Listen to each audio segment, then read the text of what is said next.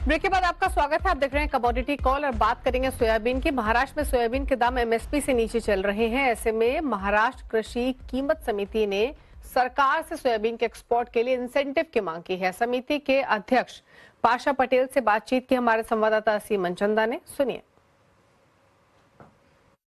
महाराष्ट्र में सख्त मैं बात करूं सोयाबीन की तो अभी दाम जो है एमएसपी से नीचे चल रहे हैं। सरकार ने भी वायदा किया था कि एमएसपी पे खरीदारी करेगी, तो क्या है अभी वहां पर किसानों से खरीदारी हो रही है? देखिए, महाराष्ट्र में सच तो देश के 10 स्टेट में सोयाबीन आता है। नंबर 1 मध्य प्रदेश है, नंबर 2 महाराष्ट्र है। हमारे पास हमने जो एमएसपी के नीचे सोयाबीन के रेट चल रहे हैं, तो हमने दो तीन जो निर्णय लिए वो बात मैं आपको बताना चाहता हूँ। पहला ये निर्णय लिया है कि मॉइस्चर परसेंट इस साल हार्वेस्ट के समय बारिश ज्यादा होने के कारण 15% से भी ज्यादा मॉइस्चर था और नाफेड तो 12 मॉइस्चर का ही सोयाबीन खरीदता है, तो इसलिए हमने 15% उसको कर दिया है। नंबर 1।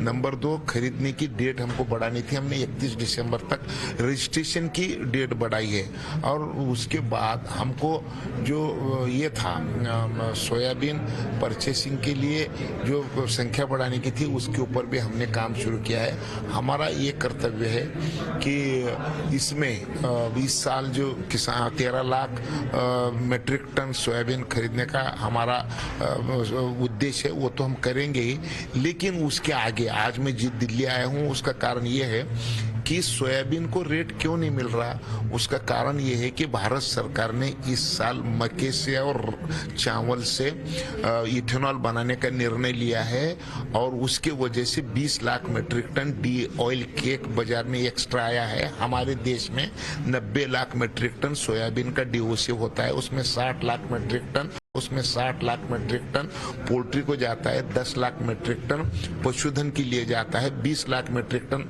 शिल्लक रहता है। वो जो बचता है वो अगर हम देश के बाहर भेजने में कामयाब रहे तो सोयाबीन के रेट बढ़ते हैं और वो बाहर भेजने को हम अगर कामयाब नहीं हुए तो रेट कम होते हैं। इस साल 14 रुपये किलो डीओसी मिल रही है मक्के की और 24 रुपये किलो डीओसी मिल रही है, 42 रुपये किलो मिल रही है सोयाबीन की। इसलिए सोयाबीन की डीओसी बिक नहीं रही है, इसलिए सोयाबीन के रेट कम हुए हैं।